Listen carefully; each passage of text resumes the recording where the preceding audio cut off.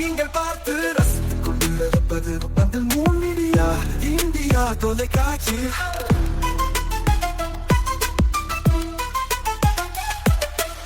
நீங்கள் பார்த்து ரசித்துக் கொண்டிருப்பது உங்கள் மீடியா இந்தியா தொலைக்காட்சி. நீங்கள் பார்த்து ரசித்துக் கொண்டிருப்பது உங்கள் மீடியா இந்தியா தொலைக்காட்சி. நீங்கள் பார்த்து ரசித்துக் கொண்டிருப்பது உங்கள் மீடியா இந்தியா தொலைக்காட்சி.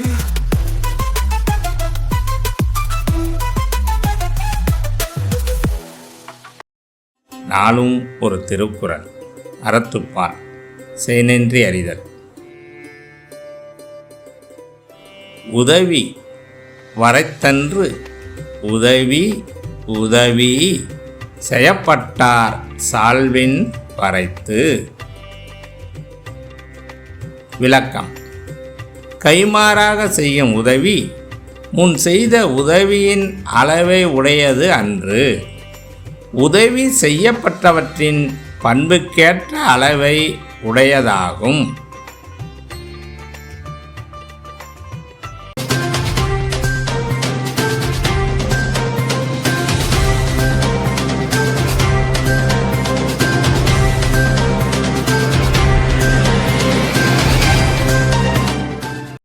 வணக்கம். இன்றைய முக்கிய செய்திகள். ஏனாமில் வெளுத்து வாங்கிய மழை, வீடுகளில் புகுந்த மழை நீர் இடித்தாக்கி வீடு சேதம்.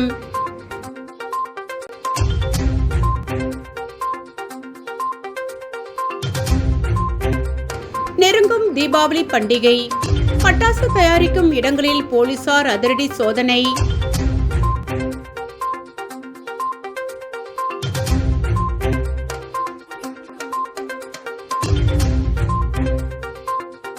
பல்கலைக்கழகத்தில் மற்றுமொரு பாலியல் குற்றச்சாட்டு, மீண்டும் போராட்டத்தில் ஈடுபட்ட மாணவர்கள்.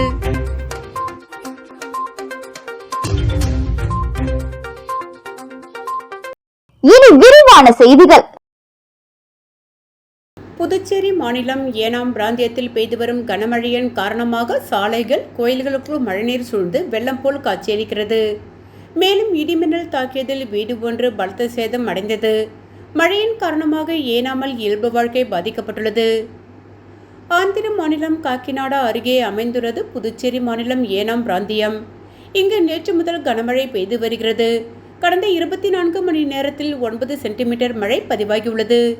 இந்த நிலையில் தொடர் மழையின் காரணமாக ஏனாம் சித்தாராம வீதி, பிள்ளையார் கோவில் வீதி, நீரோடும் வீதி, சிக்காரியா வீதி உள்ளிட்ட பகுதிகளில் மழைநீர் தேங்கி வெள்ளம் போல் காட்சியளிக்கிறது. குறிப்பாக விநாயகர் கோவில், ஏனாம் காவல் நிலையம் உள்ளிட்ட மக்கள் பயன்பாட்டிற்கு உள்ள இடங்களிலும் மழைநீர் புகுந்ததால் ஏனாமில் இயல்பு வாழ்க்கை பாதிக்கப்பட்டுள்ளது. இதனிடையே குரசம்பேட்டா பகுதியில் இடிமின்னல் தாக்கியதில் சூரிய நாராயணன் என்பவரது வீட்டின் தூண் பலத்த சத்தத்துடன் துண்டு துண்டாக உடைந்து வீழ்ந்து வீட்டின் கட்டிடம் பலத்த சேதம் அடைந்தது. மேலும் பலத்த மழையிலும் தேர்வின் காரணமாக பள்ளிகளுக்கு விடுமுறை அளிக்காததால் பெற்றோர்கள், மாணவர்களிடையே கல்வித்துறை மீது அதிருப்தி ஏற்பட்டுள்ளது.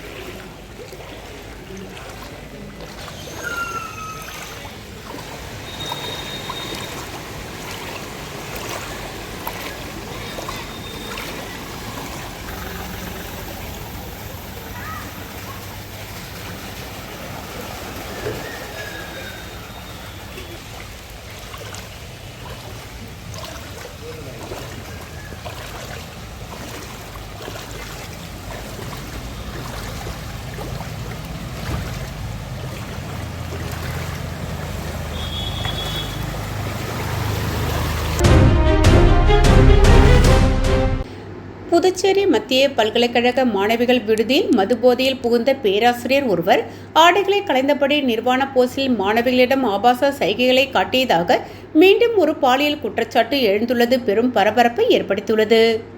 மேலும் இது தொடர்பாக மாணவிகள் புகார் அளித்தும் சம்பந்தப்பட்ட பேராசிரியர் மீது நடவடிக்கை எடுக்காத பல்கலைக்கழக நிர்வாகத்தை கண்டித்து இன்று மாணவ மாணவிகள் மீண்டும் போராட்டத்தில் ஈடுபட்டதால் பரபரப்பு ஏற்பட்டுள்ளது. புதுச்சேரி காலாப்பட்டில் உள்ள மத்திய பல்கலைக்கழகத்தில் பேராசிரியர்கள் சிலர் மாணவிகளுக்கு பாலியல் தொல்லை கொடுப்பதாக அடுத்தடுத்து குற்றச்சாட்டுகள் எழுந்து வருகிறது. இதனிடையே மாணவிகளுக்கு பாலியல் தொல்லை கொடுக்கும் பேராசிரியர்கள் மீது நடவடிக்கை எடுக்க கோரியும் மாணவிகள் மீதான பாலியல் துன்புறுத்தல்களை மூடிமறைக்கும் பல்கலைக்கழக நிர்வாகத்தை கண்டித்தும் கடந்த சில தினங்களுக்கு முன்பு துணைவேந்தர் அலுவலகத்தை முற்றுகையிட்டு போராட்டத்தில் ஈடுபட்ட மாணவர்கள் மீது போலீசார் நள்ளிரவில் தடியடி நடத்தி கைது செய்தனர். மேலும் போராட்டத்தில் ஈடுபட்ட 6 மாணவிகள் உட்பட 24 மாணவர்கள் மீது 4 பிரிவுகளின் கீழ் போலீசார் வழக்கு பதிவு செய்துள்ளனர். இதனிடையே மாணவர்கள் மீதான தாக்குதலுக்கு பல்வேறு அரசியல் கட்சிகள் மற்றும் சமூக அமைப்புகள் தொடர்ந்து கண்டனம் தெரிவித்து வரும் நிலையில் மாணவிகளுக்கு பாலியல் தொல்லை கொடுத்ததாக குற்றம் சாட்டப்பட்ட புதுவை பல்கலைக்கழக காரைக்கால் வளாக கிளைத் தலைவர் பேராசிரியர் மாதையாவையை அப்பொறுப்பிலிருந்து நீக்கம் செய்து பல்கலைக்கழக நிர்வாகம் சமீபத்தில் உத்தரவு பிறப்பித்தது. இந்நிலையில் இந்த பிரச்சினை ஓய்வதற்குள் அடுத்ததாக புதுவை பல்கலைக்கழகத்தில் மேலும் ஒரு பேராசிரியர் மீது தற்பொழுது பாலியல் புகார் எழுந்துள்ளது. அதாவது பேராசிரியர் ஒருவர் கடந்த 1 மாதத்திற்கு முன்பு இரவு நேரத்தில் மதுபோதையில் மாணவிகள் விடுதிகள் இருக்கும் பகுதிக்கு சென்று அங்கு தன்னுடைய ஆடைகளை கலந்து நிர்வாண போஸில் மாணவிகளிடம் ஆபாச சைகை காட்டி அழைத்ததாக கூறப்படுகிறது.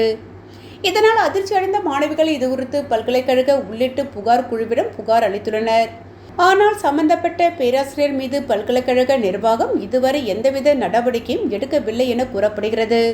இதனால் ஆத்திரமடைந்த மாணவிகள் 100க்கும் மேற்பட்டோர் பேராசிரியர் மீது நடவடிக்கை எடுக்காத பல்கலைக்கழக நிர்வாகத்தை கண்டித்தும் அவர் தற்பொழுது விடுதி வார்டனாக தொடர்வதற்கு எதிர்ப்பு தெரிவித்தும் பல்கலைக்கழக வளாகத்தில் பேரணியாக சென்று CV ராமன் விடுதியை முற்றுகையிட்டு பல்கலைக்கழக நிர்வாகத்துக்கு எதிராக கண்டன கோஷங்களை எழுப்பினர். இதனால் பல்கலைக்கழக வளாகத்தில் மீண்டும் பதற்றமான சூழல் ஏற்பட்டுள்ளது.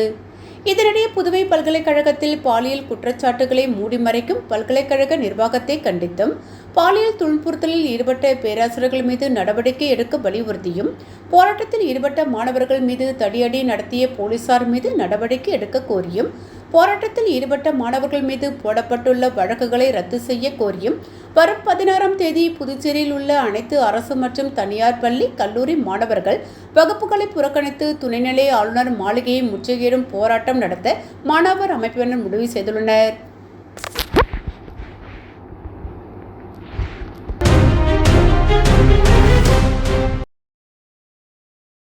புதுச்சேரியில் தீபாவளி பண்டிகையை முன்னிட்டு பட்டாசு உற்பத்தி செய்யும் தொழிற்சாலைகளில் ஆய்வு மேற்கொண்ட போலீசார் அனுமதிக்கப்பட்ட பொருட்கள் மட்டுமே பயன்படுத்தப்பட்டு பட்டாசுகள் தயார் செய்யப்படுகின்றனவா என சோதனை செய்தனர். புதுச்சேரியில் தீபாவளி பண்டிகையை முன்னிட்டு பட்டாசு உற்பத்தி செய்யும் தொழிற்சாலைகளில் போலீசார் சோதனை செய்து அனுமதிக்கப்பட்ட பொருட்கள் மட்டுமே பயன்படுத்தப்பட்டுள்ளதா, பட்டாசுகள் தயார் செய்யப்படுகின்றனவா என ஆய்வு செய்வது வழக்கம். அந்த வகையில் திருக்குனூர், கூனிச்சம்பட்டு, சந்தை, புதுக்குப்பம் உள்ளிட்ட பகுதிகளில் உள்ள பட்டாசு தயார் செய்யும் இடங்கள் மற்றும் குடோன்களில் திருக்குனூர் காவல் ஆய்வாளர் ராஜ்குமார் தலைமையில் போலீசார் ஆய்வு மேற்கொண்டனர்.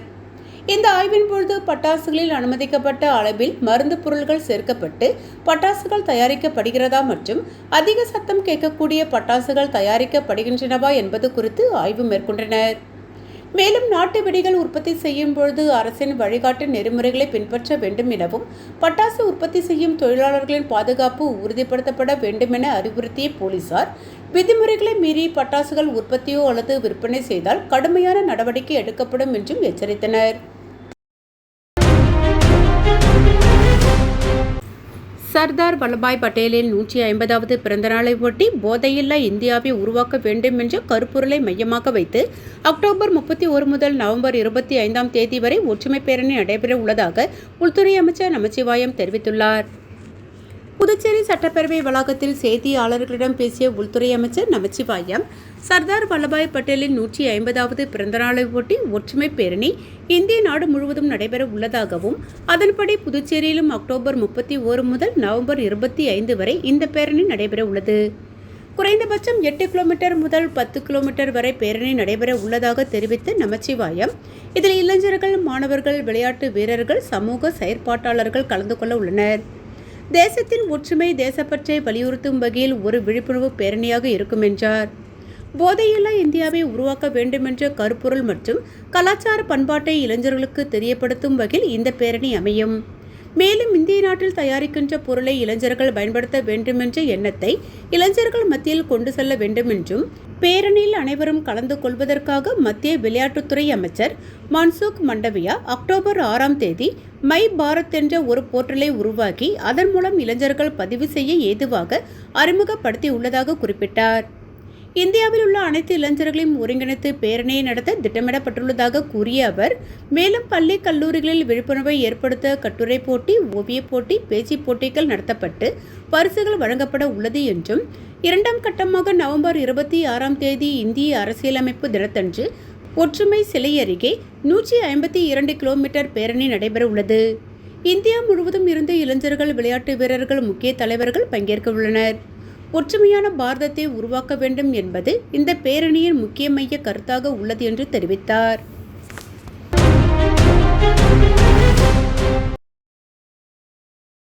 காரைக்கால் மாவட்டத்தில் உள்ள அரசு பள்ளிகளில் காலியாக உள்ள துணை முதல்வர் பதவிகளை நிரப்ப வேண்டும் என கல்வி அமைச்சர் நமச்சிவாயத்தை நேரில் சந்தித்து சட்டமன்ற உறுப்பினர் GNS ராஜசேகரன் மனு அளித்தார்.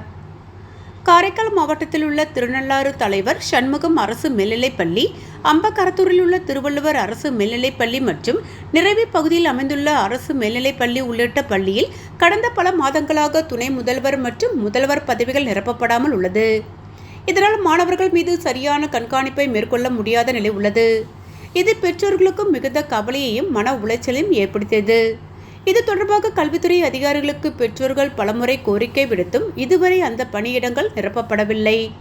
இந்நிலையில் சட்டமன்ற உறுப்பினர் GNS ராஜசேகரன் கல்வி அமைச்சர் நமச்சிவாயத்தை நேரில் சந்தித்து உடனடியாக காலியாக உள்ள பள்ளி துணை முதல்வர் பதவிகளை நிரப்பிடக் கோரி மனு ஒன்றை அளித்தார். மேலும் காரைக்கால் பகுதியில் உள்ள பள்ளிகளில் பல ஆண்டுகளாக துணை முதல்வராக பணியாற்றி வருபவர்களுக்கு முதல்வராக பணி உயர்வு வழங்கப்படாமலும் உள்ளது. அவர்களுக்கான பணி உயர்வையும் உடனடியாக வழங்க ஆவணம் செய்யுமாறு அமைச்சரை சட்டமன்ற உறுப்பினர் கேட்டுக்கொண்டார்.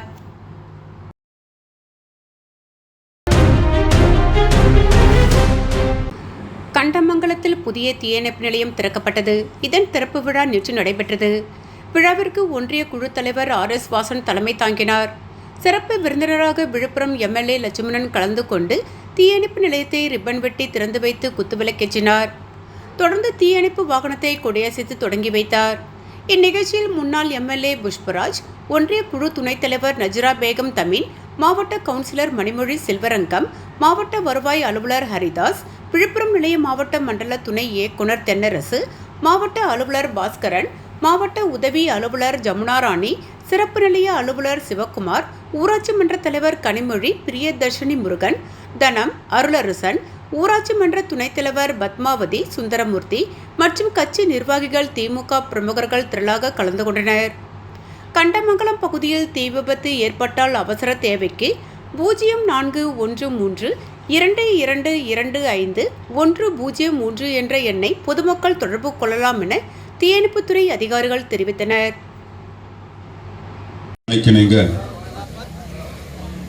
இங்கே கண்டமங்கலம் பகுதிக்கு புதிதாக அமைக்கப்பட்டிருக்கின்ற இந்த தீயணைப்பு நிலைய திறப்பு விழா நிகழ்ச்சிக்கு பொதுமக்கள் நினைக்க வேண்டும், இது எந்த ஆட்சியில் நடக்கிறது, யார் கொண்டாடுகின்றது கீழே இருக்கிற அடித்தட்ட மக்கள் பொதுமக்களுக்கு தெரியும். நீ ஒன்னும் சொல்ல தேவையில்ல, நாங்க ஒண்ணு யாட்டி சொல்ல தேவையில்ல, நாங்க ஒண்ணு மேல போட்டு கட்டணும் அவசியம் இல்லை. இந்த தீயணைப்பு நிலை எப்படி வந்ததுன்றது அடித்தட்டு மக்களுக்கு தெரியும், உங்களுக்கு சொல்ல வேண்டிய அவசியம் இல்லை. 10 ஆண்டு காலமா ஒரு சொந்த ஊர்ல கருமாதி கோட்டை கட்ட முடியல உங்களால. நீங்க வரீங்களா? நான் வெளியூர்ல இருந்து வந்து இந்த ஊர்ல நின்று ஜெயிச்சு அதே கருமாதி கோட்டாவை அதே இடத்துல கட்டி காட்டினேன். புரியுதா? 11th ஹார் திட்டம் காவல்துறைக்கு முதலுதவி பெட்டிகள் வழங்கும் முயற்சி. புதுச்சேரி பொதுமக்களின் பாதுகாப்பை முன்னிட்டு ஓரல் மற்றும் மேக்ஸி லோஃபேஷியல் சர்ஜரி நிபுணர் மருத்துவர்கள் இணைந்து 11th ஹார் எனும் சிறப்பு திட்டத்தை தொடங்கியுள்ளனர். காவல்துறையினரின் எந்தவிதமான விபத்துக்கள் அல்லது அவசர நிலை நேரங்களிலும் முதல் வரிசை வீரர்கள் அவர்களுக்கு முதலுதவி பெட்டிகள் வழங்கும் முயற்சியாக இது வடிவெடுத்துள்ளது. இந்த திட்டம் முழுமையாக டாக்டர் நீல் டொமினிக் அவர்களால் ஒருங்கிணைக்கப்பட்டதாகும். இதன் கருத்து வடிவமைப்பை doctor AA Raj, doctor Jayanthi, doctor Richard Akilan, doctor Joel மற்றும் டாக்டர் ரேச்சல் ஆகியோர் இணைந்து முன்வைத்துள்ளனர். அணுக முடியாதவரை அணுகுவோம் என்ற நோக்கத்துடன் சமூக பொறுப்புணர்வை வெளிப்படுத்தும் வகையில் இந்த முயற்சி தொடங்கப்பட்டுள்ளது. திட்டத்தின் தொடக்க நிகழ்ச்சியாக முதல் கட்டமாக 200 முதல் உதவி பெட்டிகள் புதுச்சேரி காவல்துறையினருக்கு வழங்கப்பட்டன. இந்த விழா நமச்சிவாயம் அவர்களின் தலைமையில் சிறப்பாக நடைபெற்றது. மருத்துவர் குழு தெரிவித்து இருப்பதாவது: இது ஆரம்ப கட்டம் மட்டுமே. வருங்காலங்களில் முழு தமிழ்நாடு மற்றும் புதுச்சேரி முழுவதும் உள்ள காவல்துறையினருக்கும் இந்த முதலுதவி பெட்டிகள் வழங்கும் திட்டம் வகுக்கப்பட்டுள்ளது. 11th ஹார் திட்டம் மருத்துவர்கள் மற்றும் காவல்துறையினர் இணைந்து சமூக நலனுக்காக எடுத்துள்ள அரிய முயற்சியாக திகழ்கிறது. அவசர நேரத்தில் உயிர்காக்கும் சக்தி மற்றும் சேவையின் பாலமாக இம்முயற்சி விளங்குகிறது.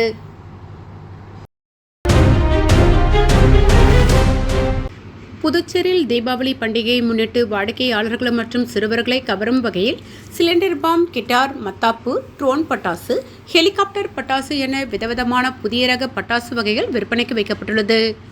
இதனை ஏராளமான பொதுமக்கள் ஆர்வமுடன் வாங்கிச் சென்றனர். தீபாவளி என்றாலே புத்தாடை, இனிப்பு, பலகாரம், காரம் மற்றும் தடபுடல் உணவு வகைகள் என 1000 இருந்தாலும் முதலில் நினைவுக்கு வருவது பட்டாசுகள்தான். அதுவும் தீபாவளிக்கு முதல் நாள் வீட்டில் உள்ள சிறுவர்கள் கம்பி மத்தாப்புகள், கலர் மத்தாப்பு, சாட்டை வகைகள், புஸ்வானம் உள்ளிட்ட சிறிய பட்டாசுகளை வெடித்து ஆர்வமுடன் தீபாவளியை கொண்டாடுவார்கள். மேலும் சிறுவர்களையும் வாடிக்கையாளர்களையும் கவரும் வகையில் புதுச்சேரியில் உள்ள பட்டாசு விற்பனையாளர்கள் ஆண்டுதோறும் வகை வகையான பட்டாசுகளை அறிமுகம் செய்து விற்பனை செய்வது வழக்கம். அந்த வகையில் இந்த முறை புதுச்சேரியில் உள்ள பட்டாசு கடைகளில் ட்ரோன் பட்டாசு, ஹெலிகாப்டர் பட்டாசு, அம்பர்லா, மத்தாப்பு மற்றும் சிலிண்டர் பாம் போன்ற பல்வேறு வகையான பட்டாசுகளை இந்த ஆண்டு அறிமுகம் படுத்தியுள்ளனர். அது மட்டுமல்லாமல் வாடிக்கையாளர்களை கவரும் வகையில் 1000 ரூபாய்க்கு மேல் பட்டாசு வாங்கினால் மிக்சி, கிரைண்டர் என இலவச பொருள்களும், 5000 ரூபாய்க்கு மேல் பட்டாசு வாங்கினால் ஃப்ரிட்ஜ், வாஷிங் மிஷின் உள்ளிட்ட பொருள்களும், 10,000க்கு மேல் பட்டாசு வாங்கினால் டிவி உள்ளிட்ட பல்வேறு பொருள்களும் பரிசாக வழங்கப்படும் என்று அறிவித்து பட்டாசு விற்பனையை செய்து வருகின்றனர். பட்டாசு கடைகளுக்கு படையெடுக்கும் ஏராளமான பொதுமக்கள் பட்டாசுகளை கண்டு ரசிப்பதுடன் வாங்கி வெடித்தும் வருகின்றனர். இதுகுறித்து பட்டாசு விற்பனையாளர்கள் கூறும் பொழுது, ஆண்டுதோறும் வாடிக்கையாளர்களை கவரும் வகையில் விதவிதமான பட்டாசுகள் விற்பனைக்கு வைப்பது வழக்கம். இந்த ஆண்டு புதிய ரக பட்டாசுகள் 10 வகைகளுக்கு மேல் அறிமுகப்படுத்தப்பட்டுள்ளன. அது மட்டுமல்லாமல் வாடிக்கையாளர்களுக்கு பிரத்யேகமான பரிசு பொருள்களும் அறிவிக்கப்பட்டுள்ளது. இதனை வாங்கி பயனடையுமாறு பொதுமக்களை பட்டாசு விற்பனையாளர்கள் கேட்டுக்கொண்டனர். விளையாட்டு பயிற்சியாளருக்கான காலி பணியிடங்களை உடனே நிரப்ப வலியுறுத்தி விளையாட்டு பயிற்சியாளர்கள் சங்கத்தினர் உள்துறை அமைச்சர் நமச்சிவாயத்தை சந்தித்து கோரிக்கை மனுவை அளித்தனர். புதுச்சேரி சட்டப்பேரவையில் இன்று உள்துறை மற்றும் விளையாட்டுத்துறை அமைச்சர் நமச்சிவாயத்தை சந்தித்து விளையாட்டு பயிற்சியாளர்கள் சங்கத் தலைவர் ஆனந்த பாஸ்கரன், செயலாளர் ராஜசோழ பெருமாள் மற்றும் நிர்வாகிகள் கோரிக்கை மனுவை அளித்தனர். அந்த மனுவில் புதுச்சேரி மாநிலத்தில் புதிய விளையாட்டு பயிற்சியாளர்களுக்கான பணியிடங்கள் கடந்த 10 ஆண்டுகளாக அறிவிக்கப்படவில்லை என்பதால் உடனடி வேலைவாய்ப்பு அறிவிக்க வேண்டும். NIS கோச் பயிற்சியை முடித்த உள்ளூர் விளையாட்டு நிபுணர்களுக்கு முன்னுரிமை அளிக்க வேண்டும். மேலும் பிற மாநிலங்களைப் போல புதுச்சேரியிலும் விளையாட்டு பயிற்சியாளர் வயது வரம்பு 45ஆக உயர்த்தப்பட வேண்டும். புதுச்சேரி ஒன்றிய பகுதியின் காலியிடங்கள் உடனடியாக நிரப்ப வேண்டும். விளையாட்டு வளர்ச்சி திட்டங்களில் உள்ளூர் பயிற்சியாளர்கள் நிரந்தரமாக பணியில் அமர்த்த வேண்டும். ஸ்போர்ட்ஸ் டெவலப்மெண்ட் அத்தாரிட்டி ஆஃப் புதுச்சேரியை முழுமையாக செயல்படுத்தும் நடவடிக்கைகள் மேற்கொள்ள வேண்டும்.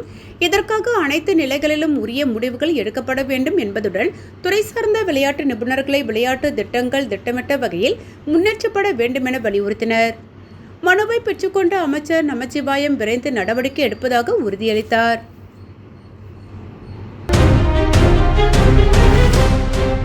மறைந்த முன்னாள் MLA சுப்பராய கவுண்டர் நினைவு தினத்தை ஒட்டி அவரது சிலைக்கு மக்களவை MP வைத்திலிங்கம் மாலை அணிவித்து மரியாதை.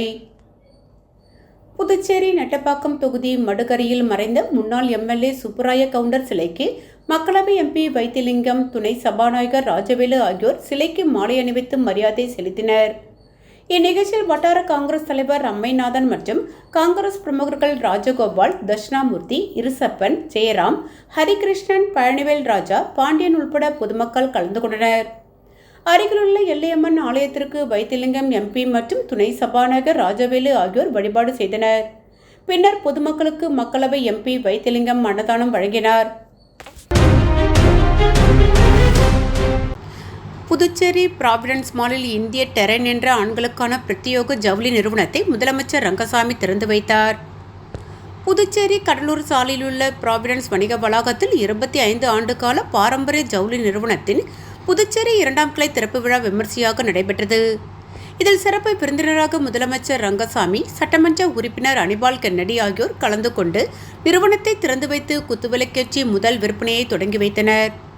மேலும் நிகழ்ச்சியில் நிறுவனத்தின் மேலாண் இயக்குனர் சாரத் நரசிம்மன் முன்னிலை வகித்தார். மேலும் உயர் அதிகாரி சயின்ஸ் ஷெரீப் ஆகியோர் கலந்து கொண்டனர். தொடர்ந்து மேலாண் இயக்குனர் கூறுகையில், 25 ஆண்டுகால பாரம்பரியமாக இந்நிறுவனத்தை இந்தியா முழுவதும் பல்வேறு மாநிலங்களில் நடத்தி வருகிறோம். இங்கு ஆண்களுக்கான பிரத்யேக உடைகள் குறைந்த விலையில் மிக தரம் உள்ளதாக வழங்கி வருகிறோம். இதனை புதுச்சேரி மக்கள் பயன்படுத்திக் கொள்ளுமாறும் கேட்டுக்கொண்டார். மேலும் எதிர்வரும் பண்டிகை காலங்களில் பல்வேறு சலுகைகள் வழங்கப்படுவதாகவும் தெரிவித்தார். நெட்டப்பாக்கம் தொகுதி காங்கிரஸ் பிரமுகர் ஹரிகிருஷ்ணன் பிறந்தநாளை ஒட்டி மக்களவை எம்பி வைத்திலிங்கம் அவர்களை சந்தித்து ஆசி பெற்றார். புதுவை மாநிலம் நெட்டப்பாக்கம் தொகுதி காங்கிரஸ் பிரமுகர் ஹரிகிருஷ்ணன் பிறந்தநாள் விழா மடுகரையில் கேக் வெட்டி நலத்திட்ட உதவிகள் வழங்கப்பட்டது. முன்னதாக புதுவை மணக்குள விநாயகர் ஆலயத்தில் சிறப்பு வழிபாடு செய்யப்பட்டது. அதனைத் தொடர்ந்து மக்களவை எம்பி வைத்திலிங்கம் அவர்களை சந்தித்து ஆசி பெற்றார். தொடர்ந்து மடுகரையில் அமைந்துள்ள அம்பேத்கர் சிலை, வெங்கட சுப்பா ரெட்டியார் சிலை, சுப்பராய கவுண்டர் ஆகிய சிலைகளுக்கு மாலை அணிவித்து மரியாதை செலுத்தினார். நெட்டப்பாக்கம் தொகுதி பல்வேறு இடங்களில் நலத்திட்ட உதவிகள் வழங்கப்பட்டு இறுதியாக மடுகரை ராம்ஜி நகரில் கேக் வெட்டப்பட்டு பொதுமக்களுக்கு இனிப்புகள் மற்றும் அன்னதானம் வழங்கப்பட்டது. விழாவிற்கான ஏற்பாடுகளை AK சமூகநல இயக்கத்தை சார்ந்த மோகன்ராஜ், சவுந்தர், அன்பரசன் மற்றும் AK பேரவை சார்ந்த குகன் ஆகியோர் செய்திருந்தனர். காங்கிரஸ் சமூக ஊடக பிரிவு துணைத் தலைவர் மணிவண்ணன், காமராஜர் நகர் துணைத் தலைவர் புகழேந்து ஆகியோர் கலந்து கொண்டு வாழ்த்துக்களை தெரிவித்துக் கொண்டனர். மீண்டும் இன்றைய முக்கிய செய்திகள். ஏனாமில் வெளுத்து வாங்கிய மழை, வீடுகளில் புகுந்த மழை நீர் இடித்தாக்கி வீடு சேதம்.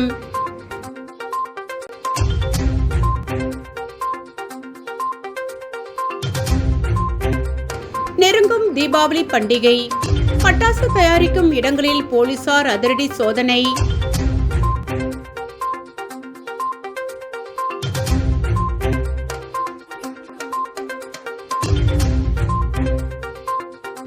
பல்கலைக்கழகத்தில் மற்றுமொரு பாலியல் குற்றச்சாட்டு, மீண்டும் போராட்டத்தில் ஈடுபட்ட மாணவர்கள்.